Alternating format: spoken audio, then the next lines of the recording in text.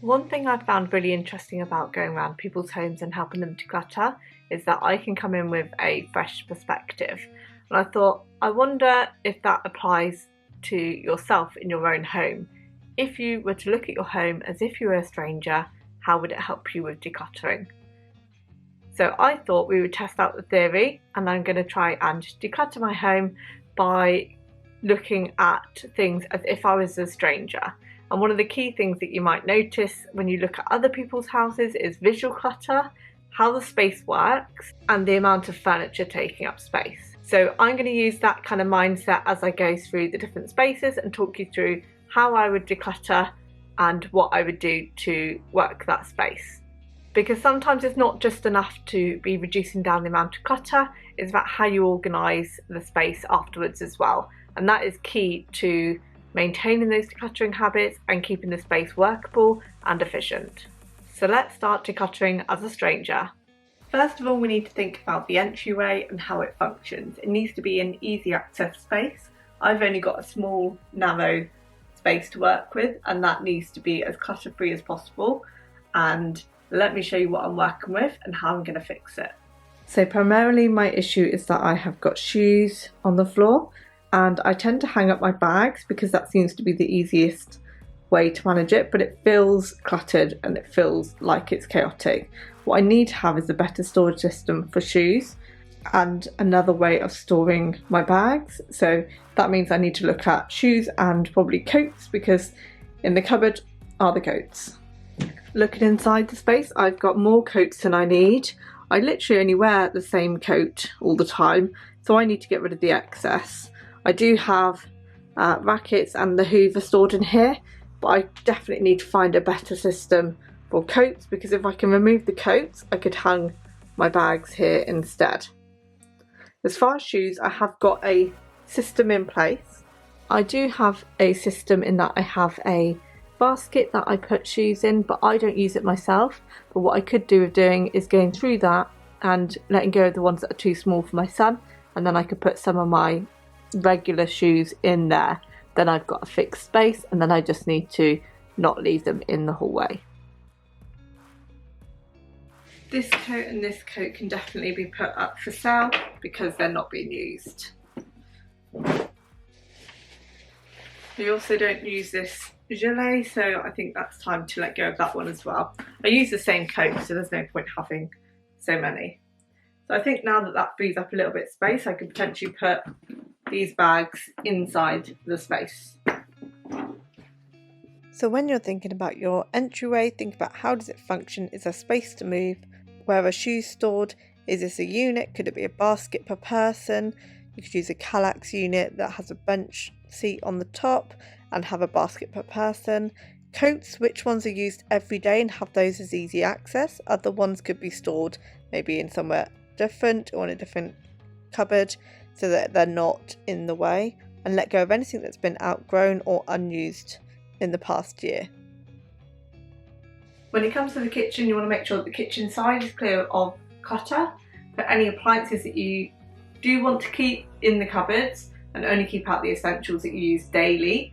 You want to make sure that the dishes are always cleared and put away. So try and do that on a regular. Don't let the recycling pile up. So that's what I end up doing in the corner. Clear this regularly so that it's not a visual eyesore. Think about reducing pots, pans and baking trays, because they are items that are big, that take up a lot of space, and it can also mean that it frees up a lot of space. So these are good ones to let go of.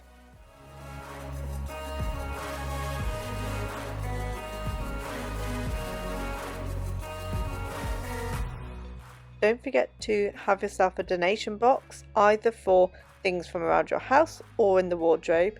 And as you find things, you can then box them up, and when it's full, it's time to let go. In the living room, you want to keep the side tables and coffee tables clear of stuff as much as possible. If you do need stuff out, then contain them within trays or baskets, i.e. for keeping cables or a basket for blankets, etc. Try and find ways of reducing the amount of stuff out. This is a space that you are going to be spending a lot of time in, so you do want it to be aesthetically pleasing to you.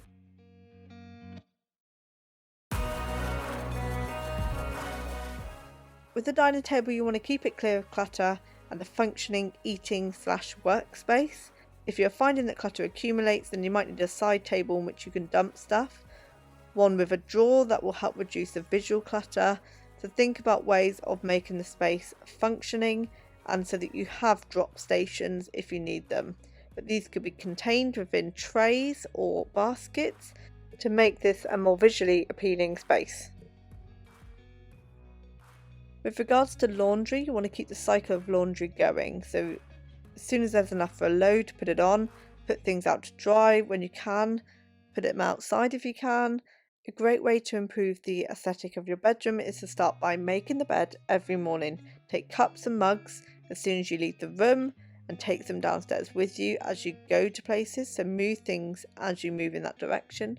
Put washing away as soon as it's done, so don't let clothes pile up at the end of the day. Put them away or put them in the wash. As you get dressed, immediately chuck anything that you always try and then put back or you never wear. Let go of anything that doesn't fit or suit your style. Have a donation bag in the bottom of your wardrobe ready to fill as you come across items, and donate when the bag is full.